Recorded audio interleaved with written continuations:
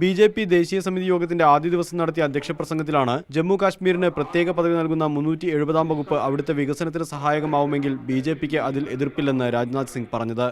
और यदि धारा 370 के कारण जम्मू कश्मीर का विकास होता है तो इस धारा 370 को कायम रखने में हमें कोई आपत्ति नहीं है. 370 വകുപ്പ് കാശ്മീരിലെ ജനങ്ങളെ ഇന്ത്യയുടെ മുഖ്യധാരയിലേക്ക് കൊണ്ടുവരാതിരിക്കാനുള്ള ഗൂഢാലോചനയാണെന്നും അതുകൊണ്ടാണ് BJP അതിനെ എതിർക്കുന്നതെന്നും രാജ്നാഥ് സിംഗ് തുടർന്ന് പറഞ്ഞു.